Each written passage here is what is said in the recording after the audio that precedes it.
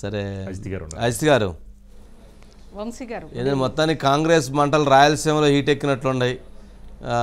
అంటే గతంలో ఉన్న పాత వివాదాలు, పాత కక్షలు, పాత రాజకీయ ఇవన్నీ కూడా ఇప్పుడు మరలా తెర మీదకి వస్తూ ఉన్నాయి. సరే, అన్నా చెల్లెల మధ్య ఒక రాజకీయ వివాదం ఉంటే గతంలో రఘువీరారెడ్డి గారు అట్లాగే పెద్దిరెడ్డి గారి మధ్య మరొక రాజకీయ వివాదం. సరే, అన్నీ ఒకదానమ్మట ఒకటి అందరికీ మొదలవుతున్నట్లుండే ఏంటి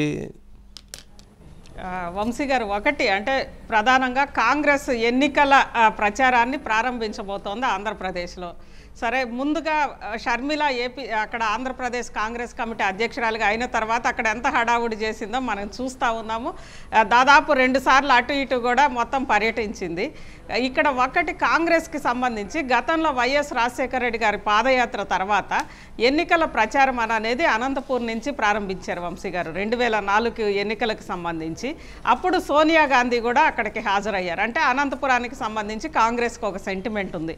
ఈసారి కూడా ఫిబ్రవరి 26న అనంతపూర్లో కాంగ్రెస్ ఎన్నికల ప్రచారాన్ని అక్కడి నుంచి ప్రారంభించబోతోంది. కానీ అనంతపురం కాంగ్రెస్ ప్రచార సభకి సరే మల్లికార్జున ఖర్గే గారు వస్తున్నారు, అధ్యక్షులు. అప్పుడు సోనియా గాంధీ గారు అధ్యక్షురాలుగా ఉన్నప్పుడు ఆమె వచ్చారు. ఈసారి మల్లికార్జున ఖర్గే వస్తున్నారు.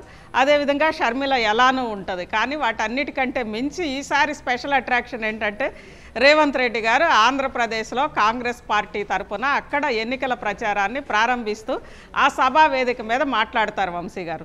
దాంతోపాటు ఇంకో 2-3 చోట్ల కూడా మొత్తం 5 సభలు పెట్టాలనుకుంటున్నారు. తిరుపతి, వైజాగ్, అదేవిధంగా ఇంకా మిగిలిన 2 చోట్ల వాటిల్లో కూడా రేవంత్ రెడ్డి గారు వెళ్తారు. ఇక్కడ ఒకటి అంటే వైఎస్ జగన్మోహన్ రెడ్డి గారు ఈరోజు అధికారంలో ఉన్నారు. కాంగ్రెస్ పార్టీ పుంజుకోవాలంటే YSR Congress party vote bank ఇటు రావాలి. అదేవిధంగా ఆల్రెడీ జగన్మోహన్ రెడ్డి గారికి సంబంధించి ఇక్కడే తెలంగాణ అసెంబ్లీలో, ఆంధ్రప్రదేశ్ అసెంబ్లీలో ఆయన కేసీఆర్ గురించి ఏం మాట్లాడారని అనేది వీడియో కూడా ప్రదర్శించారు వంశీ గారు. అదేవిధంగా వైఎస్ జగన్మోహన్ రెడ్డి అండ్ కేసీఆర్ ఇద్దరూ కలిసి కేఆర్ఎంబి దగ్గర నుంచి కృష్ణా గోదావరి నీళ్లకు సంబంధించేమో మొత్తం ఇద్దరు కుమ్మక్కై వదిలేశారు, 2 రాష్ట్రాలని దగా చేశారు. కానీ భూములకు సంబంధించేమో కలిసి సెటిల్మెంట్లు చేసుకున్నారు అని అంటూ ఇక్కడ ఆల్రెడీ దానికి సంబంధించి కొంత గ్రౌండ్ ప్రిపేర్ చేసుకున్నారు వంశీ గారు.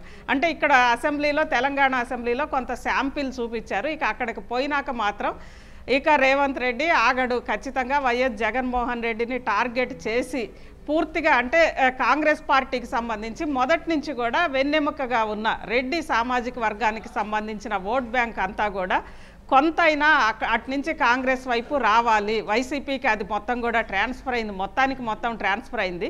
ఆ నేపథ్యంలోనే రెడ్డి సామాజిక వర్గం ఓట్ బ్యాంక్ మొత్తం కూడా ఇటు రావాలి అని అంటే సరే షర్మిల ప్రయత్నం షర్మిల చేసినప్పటికీ షర్మిలది ఒక రకం వంశీ గారు. అంటే అది పూర్తిగా రెడ్డి సామాజిక వర్గం టార్గెట్ కాదు, వైఎస్ అభిమానుల్ని టార్గెట్ చేసుకుంటూ షర్మిల వెళ్తోంది. కానీ కోరు రెడ్డి సామాజిక వర్గం కదలాలి అని అంటే రేవంత్ రెడ్డి అక్కడికి రావాలి అనే ఒక అభిప్రాయం అక్కడ వచ్చింది.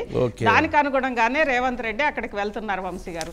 దాంతోపాటు అనంతపూర్ సభకి పక్కనే సిద్ధరామయ్య గారు, ఎందుకంటే ఆయనకు సంబంధించి కూడా కర్ణాటక అనంతపూర్ బార్డర్లో ఉంటుంది. అనంతపూర్ అలాంటి చోట్ల రాయలసీమలో కొంతవరకు సిద్ధరామయ్య కూడా ఆయన బీసీ సామాజిక వర్గానికి సంబంధించి కానీ కొంత ప్రభావం చూపగలరు. కాబట్టి సిద్ధరామయ్య గారు కూడా అక్కడికి వస్తున్నారు.